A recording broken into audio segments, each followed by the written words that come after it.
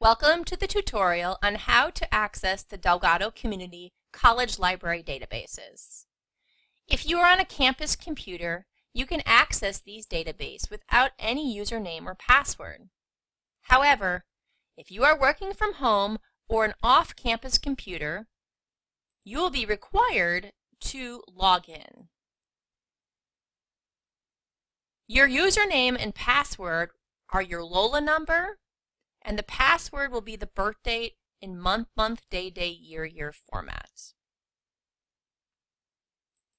So to access these library databases, you'll go to our home page, which is www.dcc.edu. On the Delgado home page, you're going to find the tab Academics. Once you put your cursor over the Academics tab, you can scroll down to Library.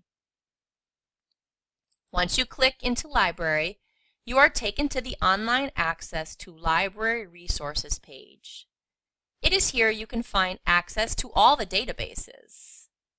You'll click on here to find all the databases. However, I find it best to take a shortcut and click onto the New and Popular databases, which can be accessed on the left side of this page. Once you have clicked onto the New and Popular databases, you will find that the page is divided into two. On the left side are New databases. On the right side are Popular databases. So for this tutorial, we're going to take you through one database, and we're going to find one that's under the Popular Databases tab. So on the right-hand side of your page, find Academic Search Completes. It's the first one listed. You'll see a couple of icons here. The little green arrow indicates that this database has its own publisher-based video. So to look at the video, you can go ahead and click onto that and view the video here on how to access this database and all the features that come with it. I will walk you through this database now. Click on the link.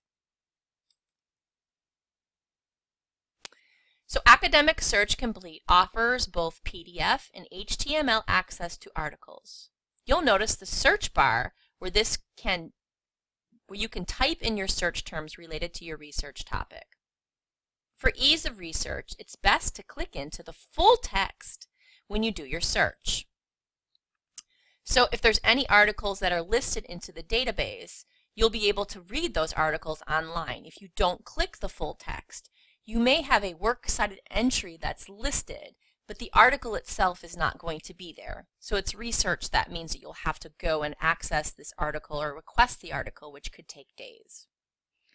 It's also best to refine your search terms to articles that have only been published within the last 10 to 15 years. Typically, the more relevant your research is will be based on how recent the articles are.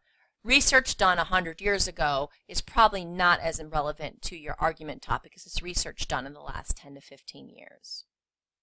For this tutorial, I'm going to type in community college benefits.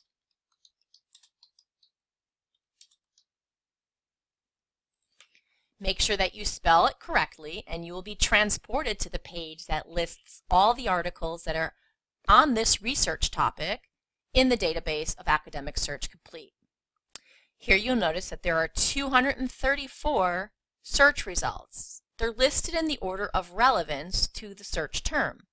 You can change the order of the article's appearance by clicking on this arrow tab here. So if you're looking for the newest articles, you would click here, the oldest, if you're looking for it based on the names of the author. We're going to leave it on relevance for this tutorial.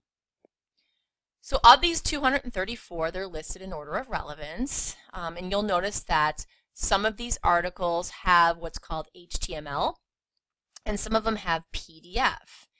HTML full text articles stands for Hypertext Markup Language, which is a standardized system for tagging text files to achieve font, graphic, color, and hyperlink effects on World Wide Web pages. So articles that appeared only on the web will be HTML typically. Others are listed as PDF, which stands for a file format that provides an electronic image of a text, or text and graphics that look like a printed document that can be viewed, printed, and electronically submitted. So PDF files are often things that are found in magazines that you can hold, like Time magazine, newspapers, etc. So I'm going to click on number 2 and be transported to the page where I can start viewing the article. It is found both in HTML and in PDF. And for preferences, I like to look at the PDF articles. So I'll click onto the PDF. Here you notice is a 28-page article listed and looking exactly like it did in the journal that it was published in. Once you are here, you can read online, you can download, you can print the article, you can email a link of the article to yourself, and you can save it in other ways over here. If you are doing preliminary research, remember you'll want to keep a record of all the articles that you have read. So saving the files or printing them or emailing them to yourself is the best way. The most cost-efficient way is to simply email it to yourself so you have a record on file. If you end up citing from this article for your research assignments, you will need to put a reference to it in your references page or your works cited page. The databases make this process easy. So in order to access the works cited entry for this particular article, you'll click on this little tab here that says Cite. Once you're given to this, you're allowed to scroll through all of the different kinds of citation manuals. There's APA, MA, AMA, and then there's also MLA. So you'll choose whichever one you're using based on your class. So for English classes, we use MLA formats. So in order to do this, you just simply copy and paste this into a document that you're working on your paper. It's very easy to copy and paste, and you don't have to access an actual MLA handbook. So familiarize yourself with this and other databases. And if you have any further questions about library databases, you can always reach out to a librarian. You can text a librarian, ask a librarian a question, or your instructor. And this concludes our tutorial on Delgado Databases.